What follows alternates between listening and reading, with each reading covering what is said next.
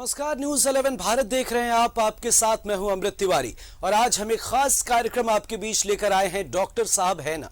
ये खास कार्यक्रम इसलिए क्योंकि आजकल गर्मी की वजह से काफी परेशानी हो रही है और आमतौर पर बालों का झड़ना, असमय बालों का पकना और तमाम समस्याएं हैं जिसमें कि स्किन भी है और कई खास चीजें हैं जिन पर आज हम बातचीत करेंगे अपने डॉक्टर साहब के साथ। हमारे साथ डॉक्टर संजय कुमार जी मौजूद हैं जो कि रांची शहर के जाने माने डॉक्टर हैं। तो सर, सबसे पहले बहुत बहुत स्वागत है आपका और तमाम मसलों पर आज हम बातचीत करेंगे और तमाम मसले जो हैं जिससे आप और हम बेहद परेशान होते हैं उन पर भी चलेंगे। लेकिन उससे पहले आपको आमतौर पर क्या क्या परेशानियां होती है और आज हम किन मुद्दों पर बातचीत करने वाले हैं उसके बारे में बताते हैं। निखरी त्वचा और काले और घने बाल वाकई खूबसूरती में चार चांद लगाते हैं, लेकिन मौजूदा दौर में स्किन और बालों की समस्या से लोग बेहद परेशान हैं।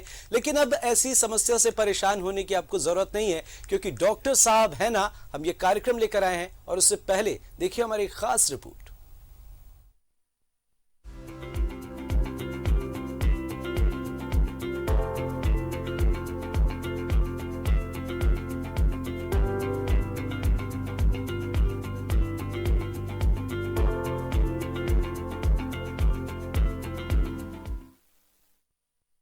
तो हमारे साथ डॉक्टर संजय कुमार जी हैं जो कि रांची के जाने माने डॉक्टर हैं और स्किन से होने वाली परेशानियों को लेकर आज हम उनसे बातचीत करेंगे। लेकिन उससे पहले आपको बता दें कि निखरी त्वचा और काले घने बाल खूबसूरती में चार चांद लगाते हैं और मौजूदा दौर में इससे रिलेटेड कई समस्याएं होती हैं, कई परेशानियां होती हैं। लेकिन अब ऐसी परेशानियों से आपको डरने की जरूरत नहीं है, परेशान होने की जरूरत नहीं है क्योंकि डॉक्टर साहब है ना। देखिए हमारी खास रिपोर्ट।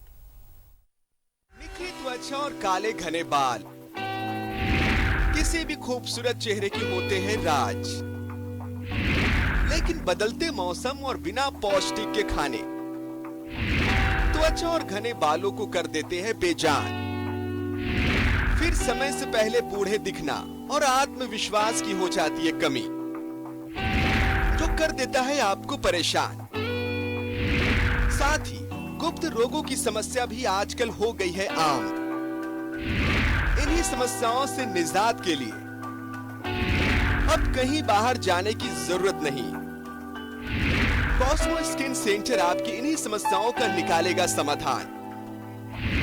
गिरते और सफेद होते बाल, त्वचा पर उभरे सफेद दाग, चेहरे पर झुर्रियों की लकीरें, बेजान त्वचा, काले धब्बे मुहासे और उनके दाग, नाखून संबंधित समस्याएं, सभी परेशानियों का इलाज कॉस्मो स्किन सेंटर में। समस्या आपकी, समाधान हमारे। कुशल doctor Sanjay Kumar dermatologist and venereologist करेंगे समस्या का समाधान। तो परेशान होने की जरूरत नहीं है, इन तमाम मसलों पर हम बातचीत करेंगे और हमारे साथ शहर के जाने माने डॉक्टर संजय कुमार जी मौजूद हैं स्टूडियो में। सबसे पहले तो सर, स्वागत है आपका। कॉस्मो स्किन सेंटर है रांची में, आप जानते होंगे और आप कई बार अपनी समस्याओं को लेकर गए भी होंगे। तो आज आपके डॉक्टर साहब हमारे साथ हैं और तमाम मसलों पर हम बातचीत करेंगे। सर, बहुत बहुत स्वागत है न्यूज 11 में आपका। धन्यवाद। आमतौर पर गर्मी की वजह से होने वाली समस्याओं से शुरुआत करते हैं इस खास पेशकश की। जिस तरीके से तपिश बढ़ रही है, लोग परेशान हो रहे हैं, स्किन लोगों की जल रहे हैं, बाहर निकलने से लोग घबरा रहे हैं और इसके साथ साथ बच्चों को चक्कर आ जा रहे हैं गर्मी की वजह से। तो गर्मी से खासकर कैसे बचा जा सकता है और गर्मी से होने वाली कौन कौन सी वो समस्याएं हैं आमतौर पर जिसको लेकर लोग आपके पास पहुंचते हैं, आज हम वो अपने दर्शकों को बताना चाहेंगे। जी, जैसा कि आपने सही कहा, इस बार रांची में बहुत ज़्यादा तपिश है, बहुत ज़्यादा गर्मी है समय से पहले। तो सबसे पहले तो मैं ये बता दूंगा कि हमारे बाल और त्वचा एक्सपोजर होते हैं धूप में, तो इन चीज दोनों की सुरक्षा करना हमारा सबसे पहला कर्तव्य होता है। तो बालों को हम ढक कर रखें किसी भी सूती कपड़े से, रुमाल से या किसी भी चीज़ से जो कि हल्के रंग के हों। अगर हेलमेट पहनते हैं उसके बावजूद भी मैं सलाह दूंगा कि पतले रुमाल से बालों को ढक कर रखें। बालों में तेल अवश्य लगाएं, जो भी कोकोनट ऑयल है नॉर्मल, बिना सेंटेड, कोई भी सेंटेड नहीं हो उसमें, ये चीज़ मिला हुआ वो चीज़ नहीं मिला हुआ। और बालों को प्रॉपर धोएं हर अल्टरनेट डे, नहीं तो सप्ताह में 2 दिन। इसके अलावा जहाँ तक त्वचा की बात है, तो त्वचा में मैं कहूँगा सबसे जो कि आम भाषा में सभी लोग जानते हैं, सनस्क्रीन, आपने सुना होगा। तो सनस्क्रीन में ये देखना है कि वो एक अच्छी कंपनी का हो, उसमें सन प्रोटेक्शन फैक्टर यानी SPF जो लिखा होता है वो 40 से एबव हो, और अपनी त्वचा के टेक्सचर के अनुसार अगर त्वचा आपकी ऑयली है तो मैट फिनिश भी आता है, जेल फॉर्म में भी आता है। अकॉर्डिंग टू त्वचा के टेक्सचर के अनुसार आप उसका चुनाव करके और उसका अवश्य प्रयोग करें। दूसरा, सनस्क्रीन लगाते समय ध्यान रखें बाहर निकलने से आधा घंटा पहले आपको मिनिमम अच्छी खासी मात्रा में माने एक अच्छा लेयर आपका स्किन पर त्वचा पर होना चाहिए, जो भी एक्सपोजर हो, चेहरा, गर्दन, जो खुला भाग है वो लगाएं, जिससे कि आपकी त्वचा पर अल्ट्रा वायलेट रेज जो है धूप में, उससे आपका बचाव हो सके। ये बहुत ज़्यादा हानि करती है। और दूसरा बात ये, अगर उसमें फिजिकल सनस्क्रीन मैं ज़्यादातर प्रमोट करता हूँ, अगर ज़्यादा धूप में अगर जिनका काम है मार्केटिंग के है, ऐसा जॉब है जो फील्ड वर्क है, उनको मैं कहूँगा फिजिकल सनस्क्रीन मिला हुआ वो भी यूज करें। फिजिकल स्क्रीन से अभिप्राय है कि उसमें जिंक ऑक्साइड, कैलामाइन की मात्रा ज़्यादा होती है, जो कि एक लेयर जैसा कि आपने देखा होगा प्लेयर वगैरह खिलाड़ी जो हमारे होते हैं, क्रिकेटर है या जो भी है, वो फिजिकल स्किन बिल्कुल व्हाइटिश जैसा होता है, तो वो इसका प्रयोग करें, खास करके जो ज़्यादा इनका एक्सपोजर है। अन्यथा सामान्य वाले सिंपल भी कर सकते हैं, उसमें टिंट भी आता है, कलर मिला हुआ, पर स्किन की त्वचा के अनुसार। टिंट का अभिप्राय यही है कि आपको जो स्किन की त्वचा है उसमें मिला हुआ आपको मिलेगा। तो हर तरह के हम मार्केट में उपलब्ध हैं, डॉक्टर की सलाह से या जैसा अगर आप जानकार हैं, समझदार हैं, तो आप उसका चुनाव करके अवश्य प्रयोग करें। और दूसरा, हाइड्रेट रहें, पानी की मात्रा बिल्कुल ज़्यादा से ज़्यादा लिक्विड लें, ठोस आहार से ज़्यादा मैं कहूँगा कि लिक्विड ज़्यादा लें, तरल रूप में, चाहे वो पानी हो, जूस हो, या फिर ग्लूकोन डी मिला हुआ वो पानी हो, या तरबूज हो, नारियल डाब का पानी हो, मतलब हाइड्रेट रखें। खाना बाहर निकलते समय थोड़ी थोड़ी मात्रा में खाएं, बहुत ज़्यादा खाना खाकर न निकले, क्योंकि इससे पाचन शक्ति भी, डाइजेस्टिव सिस्टम भी थोड़ा प्रभावित होता है, उतने एंजाइम नहीं निकलते। और अपने साथ पानी जरूर कैरी करें, हमेशा पानी, मतलब बीच बीच में जब भी लगे कि हाँ प्यास लग रही है तो उसको टालें नहीं, पानी का प्रयोग करें। तो एक और अहम समस्या है खासकर गर्मी में डॉक्टर साहब, जिस तरीके से आंखों के नीचे डार्क सर्कल्स आ जाते हैं, या चेहरे पर झाइयां आ जा रही हैं, या फिर बाहर निकलने से जो स्किन है वो टैन हो जाता है, तो ऐसे में किस तरीके से इससे बचा जा सकता है? और खासकर डार्क सर्कल्स और जो मुहासे होते हैं जो चेहरे पर निकल जाते हैं, जिससे लोग बेहद परेशान होते हैं, तो इसके लिए क्या कुछ करना चाहिए? हाँ, जैसा कि आपने कहा कि यहाँ पर दो समस्याओं की आपने चर्चा की। एक डार्क सर्कल जो कि आंखों के नीचे प्रायः लड़कियों में या महिलाओं में ज़्यादातर देखा जाता है, पुरुषों में भी पाया जाता है। तो ये 2-3 कारणों से होते हैं, जैसे न्यूट्रिशनल डिफिशिएंसी यानी पोषक तत्वों की कमी मुख्य कारण है। महिलाओं में आम है आयरन और कैल्शियम की कमी का होना।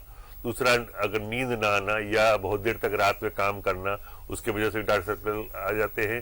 हीमोग्लोबिन की कमी यानी खून में मात्रा हीमोग्लोबिन की कम हो जाए तो भी डार्क सर्कल आ सकते हैं। और दूसरा कि बाहरी एक्सपोजर जो है वो उसका भी प्रभाव पड़ता है, लेकिन तो उसका चुनाव डॉक्टर ही पता कर सकता है, हिस्ट्री लेनी पड़ती है उसकी कि वो खान पान में लापरवाह है, या उनका डाइजेस्टिव सिस्टम ठीक नहीं है, या वो सही फूड नहीं लेते हैं जिसमें आयरन की मात्रा कम होती हो। और उसके अलावा भी टॉपिकली लगाने के लिए क्रीम आती है जो कि हम लोग उसको देते हैं लगाने के लिए और खाने के लिए। तो मुख्य रूप से मैं हमेशा ये कहूँगा कि डॉक्टर से दिखाने पे आपको सही इलाज इसलिए होता है कि वो सिर्फ लगाने की दवा नहीं देता, लगाने पर हम लोग बहुत ज़्यादा जोर नहीं देते, मूल रूप से देखते हैं कि किस वजह से हुआ, उसको रूट आउट करना बहुत जरूरी है। और जैसा कि आपने कहा एक और समस्या कि मुहासे, तो मुहासे देखेंगे कि तरुण अवस्था में, किशोरावस्था में प्राय देखने को ज़्यादा मिलता है। तो इसका संबंध क्या है तरुण अवस्था से, मतलब एडोलसेंस से? उसका ये है कि इसमें हार्मोन का सेक्रेशन होता है। बच्चे से वो चिल्ड्रन से वो किशोरावस्था में जब आने लगते हैं तो उसमें डिफरेंट हार्मोन सेक्रेशन बढ़ता है, जिसके कारण से त्वचा में, फेस की खास करके चेहरे की त्वचा में रहने वाला सीबम जो कि ऑयल है जो कि नरिश करता है, उसका सेक्रेशन बढ़ जाता है। सेक्रेशन बढ़ जाने से क्या होता है, पोर्स खुल जाते हैं, उसमें डस्ट बैठता है, सेकेंडरी बैक्टीरियल इन्फेक्शन होता है और ये मुहासे का रूप ले लेता है। यही मैकेनिज्म है। यानी मूल रूप से देखें तो मुहासे निकलने का मूल कारण है सीबम का सेक्रेशन ज्यादा होना। तो उसमें एडोलसेंस में ये एक समस्या है हार्मोन के कारण, लेकिन और भी अन्य कारण है, जैसे गर्मी में धूप है, पसीना ज्यादा होता है तो भी आपको ज़्यादा ऑयल का सिक्रेशन बढ़ जाता है। अगर आप तनावग्रस्त हैं, बच्चों में जैसे खासकर किशोरावस्था में अगर एग्जाम चल रहे हैं या कुछ है, मैं लड़कियों में अगर जिस समय उनकी माहवारी होती है उस समय भी हार्मोन का बैलेंस बढ़ता घटता है, तो उस समय भी मुहासे बहुत निकलते हैं। तो ये सब तो खैर आपके हाथ में नहीं है, वो आप जो इसमें आप कुछ नहीं कर सकते। आप ये है कि ऑयली खाना अगर आप ज़्यादा खाते हैं बराबर तो भी आपके सीरम का सिक्रेशन बढ़ जाएगा, तो उसको आप कम कर सकते हैं। कच्चे चीज़ जो मैं ये कहता हूँ, कच्चे एक सूत्र में कच्चे को क्या खा सकते हैं, तो सलाद, स्प्राउट, अंकुरित अनाज, ताजे फल, जो भी मौसमी फल हो उसका प्रयोग कम करें। ऑयली चीज कम से कम खाएं। जो आप इस बीच एक अहम समस्या ये भी लोगों को सामने मिलती है जिसमें असमय लोगों के बाल झड़ जा रहे हैं या फिर बाल पकने लगते हैं, तो ऐसे में किस तरीके से अपने बालों का ख्याल रखा जा सकता है और कब उन्हें डॉक्टर की सलाह लेनी चाहिए? क्योंकि आमतौर पर लोग इन चीज़ों को भूल जाते हैं या फिर उसे टालते रहते हैं आमतौर पर, जिस तरीके से समाज में ये चीज़ें चल रही हैं। पर कब उन्हें डॉक्टर से सलाह लेने की ज़रूरत है, किस तरह के खान पान रखने चाहिए? और तौर पर एक तो समस्या ये बहुत जिस तरीके से बाल झड़ते हैं या बाल पकने लगते हैं, कई जेनेटिक भी होते हैं, तो इसके लिए क्या कुछ कहेंगे? जैसे देखिए, असमय बालों का पकना ये है कि असमय का तात्पर्य यहाँ है कि अगर वो 30 साल से कम उम्र के हैं, वो महिला हो या पुरुष, तो उसको असमय माना जाता है। हम लोग अपने ट्रीटमेंट के हिसाब से देखते हैं, तो उसकी ट्रीटमेंट कराना चाहिए। अगर 30 साल से ऊपर के बाल अगर पक रहे हैं तो उसको हम लोग यही सलाह देते हैं कि उसमें बहुत ज़्यादा सफलता मिलने की संभावना कम होती है और बहुत समय लगता है, इसलिए वो अपना हेयर डाई कर सकते हैं। लेकिन किशोरावस्था में जैसा कि देख रहा हूँ आजकल 12 साल के, 14 साल के, 18 साल के बच्चों में ये समस्या आनी पड़ रही है, तो उसका कारण कई वजह से वो न्यूट्रिशनल डिफिशियंसी भी होती है, पेट की भी कुछ समस्याएं होती है, लीवर से संबंधित भी कुछ समस्याएं होती है, और कुछ ऐसे भी कारण होते हैं जैसे आजकल प्रचलन है बालों को डाई कर लेना, पहले उसको ब्लीच करा देना, फिर उसको कलर करा लेना। ये किशोरावस्था के भी लड़के ऐसा करते हैं, उसके कारण से भी ये समस्या आती है। खैर, तो मेरा अभिप्राय है कि 25 साल से कम उम्र के अगर बाल पक रहे हैं तो निश्चित रूप से डॉक्टर से सलाह लेनी चाहिए और हेयर डाई बिल्कुल प्रयोग नहीं करना चाहिए। अगर एक बार हेयर डाई आप शुरू कर दिए तो बालों का फिर और पढ़ने की जो स्पीड है वो और फास्ट हो जाएगी। तो निश्चित रूप से अगर आपकी उम्र 18, 19, 20 साल है तो और बाल पक रहे हैं, या महिला हो या पुरुष, तो उनको अपने निकटवर्ती जो भी डर्मेटोलॉजिस्ट है उनसे दिखाकर उसका इलाज कराना चाहिए। अब रहा बालों का झड़ना, तो बालों का झड़ना एक बहुत बड़ा रूप है, उसमें कई कैटेगरी में उसमें बांटते हैं। जैसे महिलाओं में बालों का झड़ना सामान्य है, देखेंगे कि आप डिलीवरी के बाद बालों पे झड़ते हैं प्रायः। अगर इसी तरह से देखें, किसी का लॉन्ग प्रोलॉन्ग इलनेस है, लंबी बीमारी कोई है, लंबे समय तक भी अगर हॉस्पिटलाइज है, उसके बाद बाल झड़ेंगे। वो कोई ऐसा मेजर ऑपरेशन हुआ है तो एमिनो एसिड की कमी हो जाती है, मतलब उनमें प्रोटीन की कमी हो जाती है, एल्बुमिन की कमी हो जाती है, तो उसके कारण से बाल झड़ते हैं। तो ये एक सामान्य है, प्रक्रिया है। महिलाओं में अगर आयरन वगैरह की कमी हो गई तो बाल झड़ते हैं। इसे टेलोजन इफ्यूम कहते हैं, ये एक सामान्य है। इसमें हम न्यूट्रिशनल उसमें फूड सप्लीमेंट खाने के लिए देते हैं और लगाने के लिए कोई ऐसा चीज देते हैं जिससे कि वासोडाइलेटर हो, बाल के जड़ों को वहां पर ब्लड का सर्कुलेशन फास्ट कर दे, जिससे कि बाल ठीक हो जाते हैं।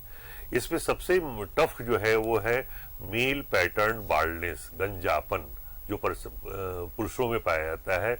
इसके में थोड़ा सा समय की आवश्यकता होती है और इसमें सफलता 100% नहीं मिलती, टू बी और नॉट टू बी। किसी किसी में अच्छा मिलता है, किसी किसी में नहीं मिलता है। जैसा देखे होंगे बड़े बड़े स्टार भी बाद में हेयर ट्रांसप्लांट कराते हैं। यहाँ पर प्रश्न उठता है अगर ऐसा है तो वो क्यों नहीं करा लिए? तो ये एज पर पड़ता है, उम्र पर पड़ता है, किस उम्र में ऐसा हो रहा है। तो ये एंड्रोजेनेटिक एलोपेसिया जिसे मेडिकल टर्म में कहते हैं, मेल पैटर्न बाल्डनेस, इसमें लाभ तो मिलता है लेकिन लाभ वो बना रहता है कितनी दूर तक, ये थोड़ा वेरी करता है पर्सन टू पर्सन। हम कुछ दवाएं हैं लगाने के लिए, वो भी देते हैं और खाने के लिए फूड सप्लीमेंट देते हैं, तो लाभ निश्चित मिलता है, मतलब संभावना 75% रहती है। जाहिर तौर पर कई अहम सवाल हैं और उन सवालों पर भी आपसे बातचीत करेंगे, लेकिन एक छोटे से ब्रेक का वक्त है, तो कहीं जाइएगा बस, जल्द लौटेंगे। ब्रेक के बाद स्वागत है आपका। सवाल कई हैं पर डॉक्टर साहब हैं ना, परेशान होने की जरूरत नहीं है। तमाम मसलों पर हम उनसे खास बातचीत कर रहे हैं और जो आमतौर पर आपकी और हमारी समस्याएं हैं उन पर भी हम उनसे बातचीत कर रहे हैं। डॉक्टर संजय कुमार जी हैं, शहर के जाने माने डॉक्टर हैं और कॉस्मो स्किन सेंटर रांची शहर में है, आप भी जानते होंगे और आप कई बार गए भी होंगे। तो ये इस वक्त हमारे साथ मौजूद हैं, तमाम मसलों की मुद्दे और जो परेशानियां होती हैं आमतौर पर उनसे हम बातचीत कर रहे हैं। डॉक्टर साहब, एक अहम सवाल है, यौन रोग जिसे लोग आमतौर पर गुप्त रोग के नाम से भी जानते हैं और इसे लेकर लोग कई अलग अलग मिथ अपने अंदर पाल रखे हैं, कई इसे छुपाने की भी कोशिश करते हैं। तो आमतौर पर कौन कौन सी समस्याएं होती हैं, किस तरीके से उनसे बचा जा सकता है? हाँ, जैसे आपने सही कहा, मेरा भी अनुभव रहा है कि समाज में अभी भी थोड़ा सा यौन पर बातचीत करना अभी लोग सब चाहते हैं, लेकिन यहाँ पर यह मैं स्पष्ट करना चाहूँगा कि यौन रोग उसे ही कहते हैं जो कि किसी भी रिप्रोडक्टिव ऑर्गन यानी प्रजनन अंग में होने वाले किसी भी प्रकार के संक्रमण अगर आपको है तो वो सभी यौन रोग में उसको समाहित किया जाता है। नेशनल एड्स कंट्रोल सोसाइटी ने अभी नया नाम उसको STI, सेक्सुअली ट्रांसमिटेड इन्फेक्शन रखा है। तो पहले इसे वेंडर डिजीज माना जाता था, लेकिन अब चूंकि वायरल भी आ गया है, इसलिए अब इसका नाम थोड़ा चेंज हो गया।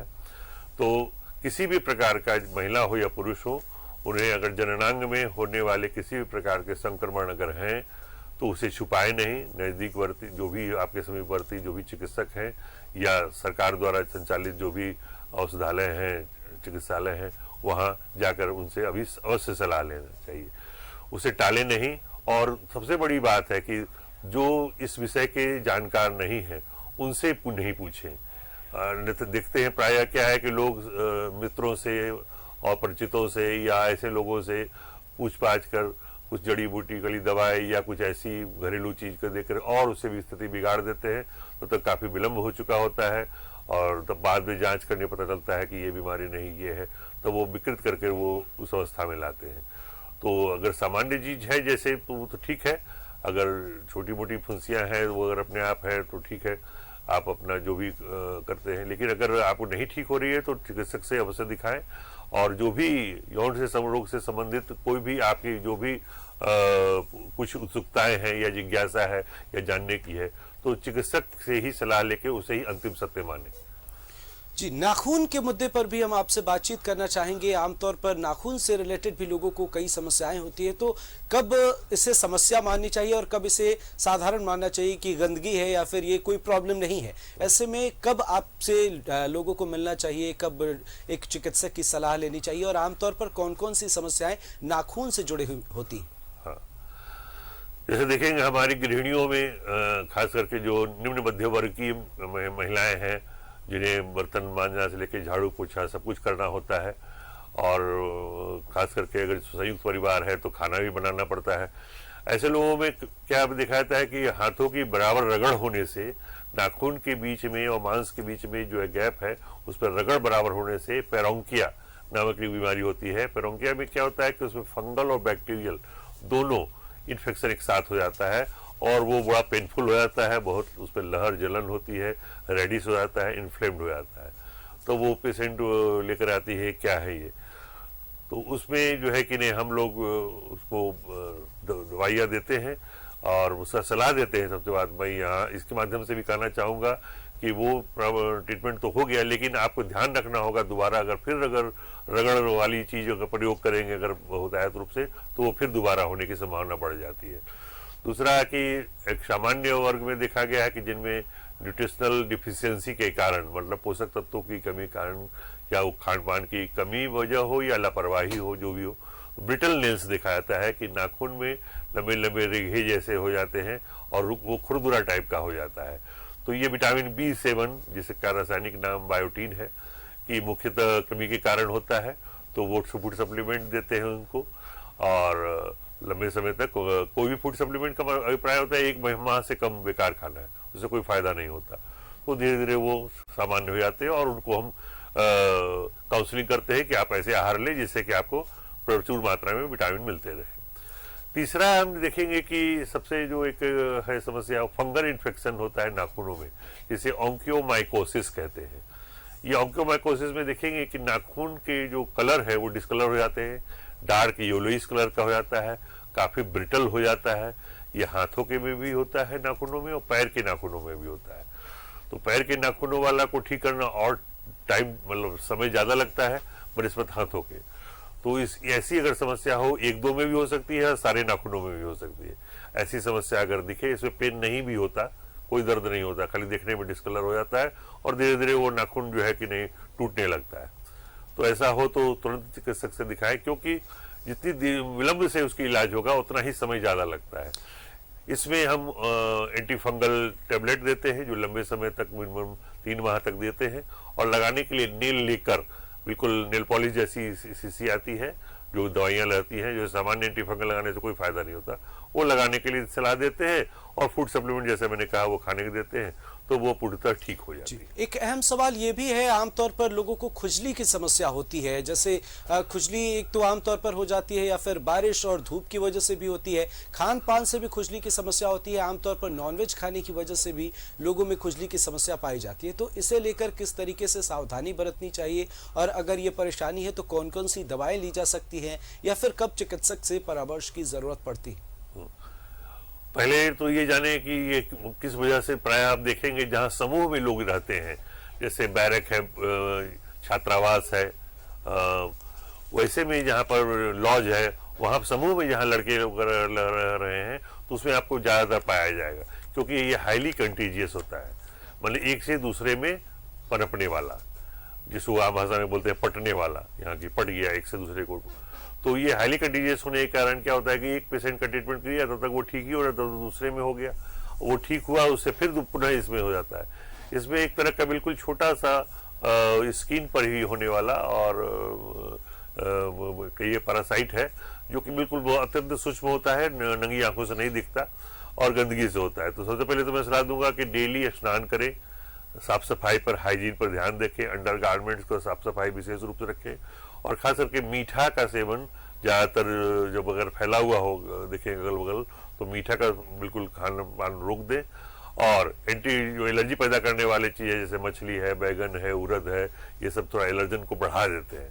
ऐसा नहीं कि ये खाने से भी कोई एलर्जी हो जाएगी, लेकिन एलर्जी की टेंडेंसी है, अगर ईचिंग है तो वो और उसको बढ़ा देते हैं। तो सबसे बड़ा चीज़ है वही कि खान पान पर ध्यान दें, साफ सफाई रखें, डिटॉल या सेवलॉन डाल करके पानी में स्नान करें, कपड़े सूखे हुए बिल्कुल साफ सुथरे पहने, अंडर गारमेंट को विशेष रूप से साफ सफाई रखें, और अगर हो गया है तो नजदीकी चिकित्सक से दिखा करके दवा, लोशन और टेबलेट जो देंगे उसका प्रयोग करें। जी, एक अहम ये भी आपसे आखिर में जानना चाहेंगे कि कॉस्मो स्किन सेंटर के अलावा भी आप कहां आपसे लोग परामर्श ले सकते हैं? हाँ, जैसे कि मैं अंजुमन इस्लामिया हॉस्पिटल, जो कि चैरिटेबल ट्रस्ट द्वारा संचालित है, ये कोडका रोड में है, बिल्कुल आपको रतन टॉकीज के साइड से जाती है रोड, जो करबला चौक की ओर निकलती है। इसमें मेरा 2 दिन ओपीडी रहता है, जिसमें मैं वहाँ पर ट्रीटमेंट करता हूँ, जो भी वो टिकट वो देते हैं उसी पर मैं देखता हूँ। और फ्राइडे को मैं रामगढ़ में शिव शक्ति मेडिकल हॉल है, वो बिल्कुल गुरुद्वारा के पास, वहाँ मैं सेवा देता हूँ। ये विगत मैं कई वर्षों से कर रहा हूँ। रांची में तो मैं लगभग 20 वर्ष से ये टीम हमारा स्किन कॉस्मो स्किन सेंटर संचालित है, और बाकी जगह भी मैं 15 साल से जुड़ा हुआ हूँ। तो ये तो काफ़ी ख़ास और अहम आपने जानकारी दी। 2 दशकों से डॉक्टर साहब हमारे और आपके बीच में हैं और तमाम परेशानियों को दूर करते हैं, तो अनुभव पूरा है। आप भी चाहें तो परामर्श ले सकते हैं। कहाँ डॉक्टर साहब उपलब्ध रहेंगे उन्होंने खुद बताया, और आपकी जो परेशानी है उस पर आज हमने बातचीत की, और आगे भी ऐसे कार्यक्रम हम आपके बीच लेकर आते रहेंगे। खबरों का सिलसिला जारी रहेगा। देखते रहिए न्यूज़ 11 भारत। नमस्कार।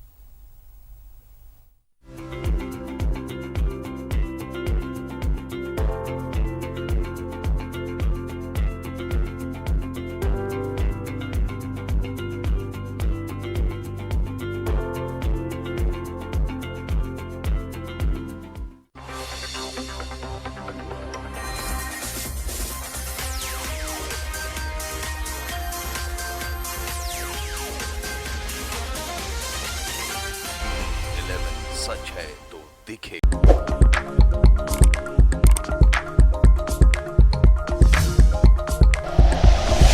Like and share videos, subscribe करें हमारा चैनल और प्रेस करें बेल आइकॉन। न्यूज़ 11 भारत, सच है तो दिखेगा।